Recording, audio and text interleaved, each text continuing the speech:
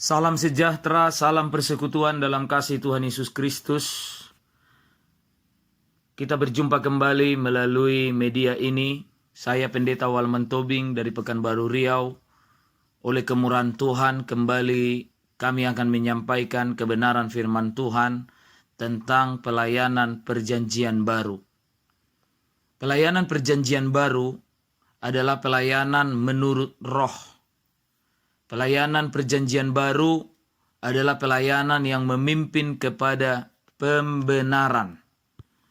Kitab 2 Korintus pasalnya yang ketiga ayat 8 sampai 9 mengatakan, betapa lebih besarnya lagi kemuliaan yang menyertai pelayanan roh. Sebab jika pelayanan yang memimpin kepada penghukuman itu mulia, betapa lebih mulianya lagi pelayanan yang memimpin kepada pembenaran. Saudara-saudara yang dikasihi oleh Tuhan, pelayanan perjanjian baru atau pelayanan roh ini adalah pelayanan yang memimpin kepada pembenaran.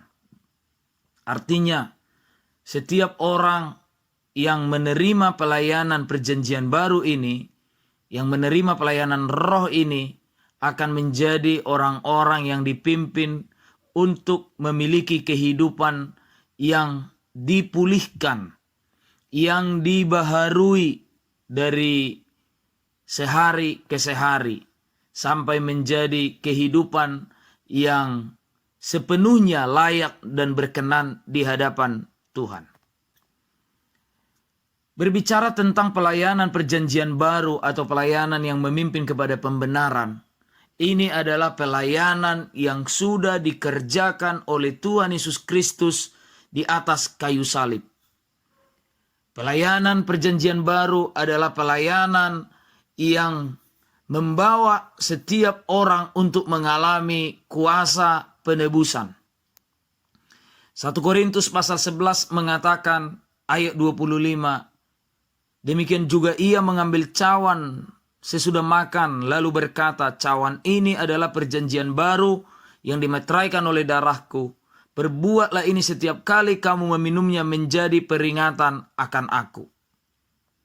Pelayanan perjanjian baru adalah berhubungan dengan darah Yesus yang sudah dicurahkan di kayu salib untuk menebus kehidupan kita. Karena itulah pelayanan perjanjian baru adalah pelayanan yang membuat setiap orang yang menerimanya, yang mengalaminya, akan hidup di dalam kasih karunia Tuhan. Kitab Roma pasal 3 ayat 23 sampai 24 mengatakan, karena semua orang telah berbuat dosa dan telah kehilangan kemuliaan Allah, dan oleh kasih karunia telah dibenarkan dengan cuma-cuma karena penebusan dalam Kristus Yesus. Saudara-saudara yang kekasih di dalam Tuhan, melalui kuasa penebusan oleh darah Yesus, kita akan mengalami kelepasan dari dosa. Dan setiap kita yang sudah ditebus oleh Tuhan melalui darahnya, semua dosa kita sudah diampuni, sudah dihapus oleh Tuhan. Dan itu adalah awal untuk kita hidup di dalam kasih karunia Tuhan.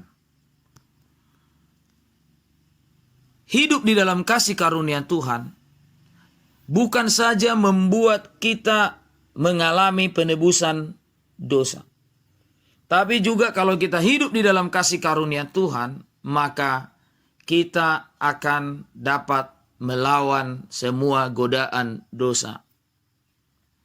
Sebab kasih karunia Allah itu lebih besar daripada kuasa dosa. Kitab Roma pasal 5 ayat 15 mengatakan, tetapi karunia Allah tidaklah sama dengan pelanggaran Adam. Sebab jika karena pelanggaran satu orang, semua orang telah jatuh di dalam kuasa maut, jauh lebih besar lagi kasih karunia Allah dan karunia-Nya yang dilimpahkannya atas semua orang oleh karena satu orang, yaitu Yesus Kristus. Ayat 16 mengatakan, dan kasih karunia tidak berimbangan dengan dosa satu orang. Sebab penghakiman atas satu pelanggaran itu telah mengakibatkan penghukuman. Tetapi penganugerahan karunia atas banyak pelanggaran itu mengakibatkan pembenaran. Ayat ini dengan jelas mengatakan bahwa karunia Allah, kasih karunia Allah yang ada dalam Yesus Kristus akan membuat kita mengalami pembenaran. Karunia Allah ini lebih besar daripada dosa satu orang. Karunia Allah tidak berimbangan dengan dosa satu orang. Artinya kalau kita ada di dalam kasih karunia Tuhan, hidup di dalam kasih karunia Tuhan, maka di sana dosa tidak lagi berkuasa. Kenapa? Karena karunia Allah, kasih karunia Tuhan lebih besar daripada dosa. Sehingga kuasa dosa tidak akan bisa bertahan di dalam kasih karunia Allah.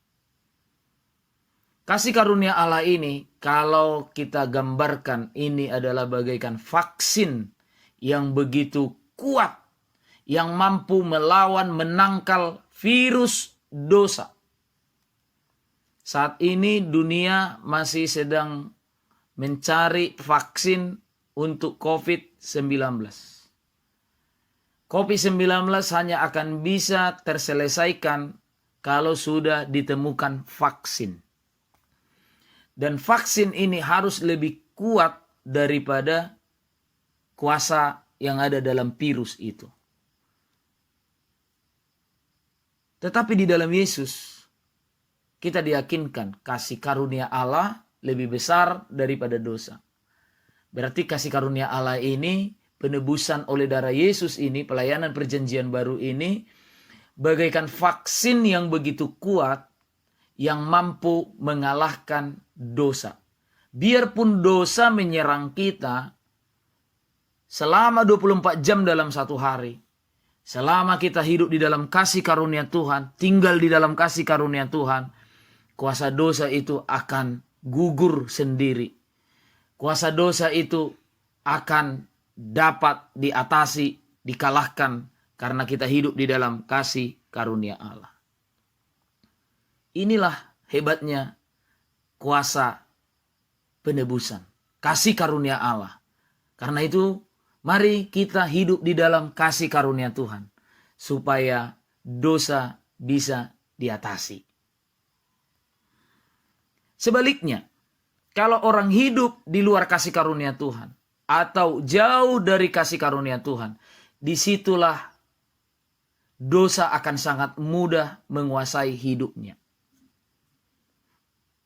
Karena itu, kitab Ibrani pasalnya yang ke-12 ayat 15 memperingatkan kita.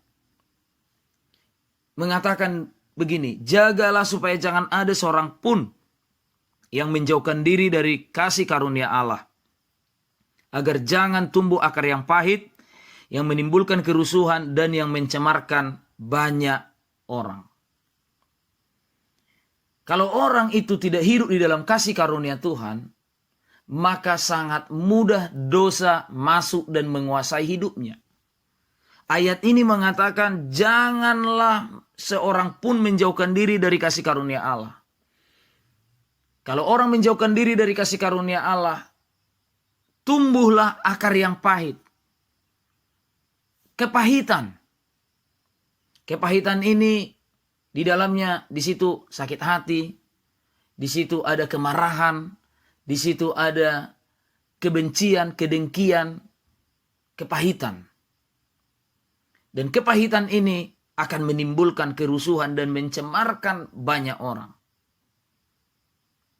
Kenapa orang bisa kepahitan? Kenapa orang bisa hidup di dalam kehidupan yang penuh kebencian dan kedengkian?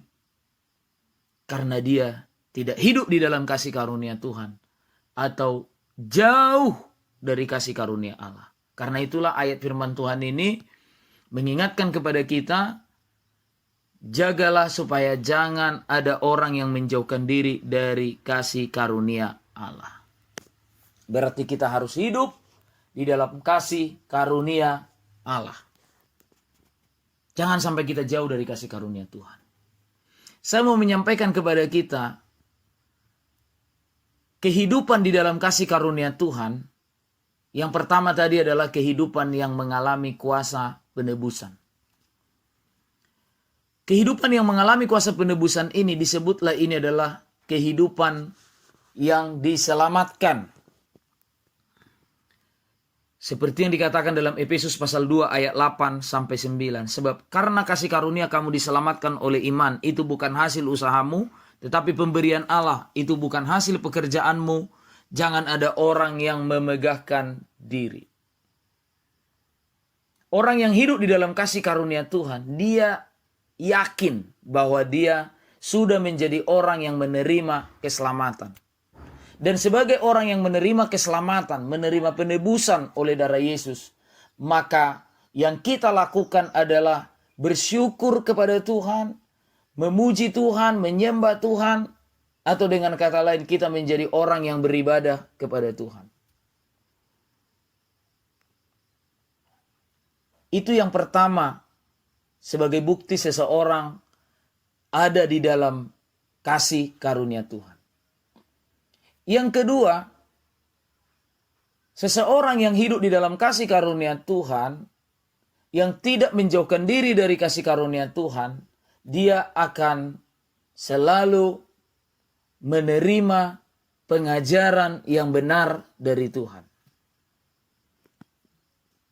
Kitab Titus pasal 2 ayat 11 sampai ayat 13 mengatakan, karena kasih karunia Allah yang menyelamatkan semua orang sudah nyata, Ia mendidik kita supaya kita meninggalkan kefasikan dan keinginan-keinginan dunia, dan supaya kita hidup bijaksana, adil, dan beribadah di dalam dunia sekarang ini dengan menantikan penggenapan pengharapan kita yang penuh bahagia dan penyataan kemuliaan Allah yang maha besar dan juru selamat kita, Yesus Kristus.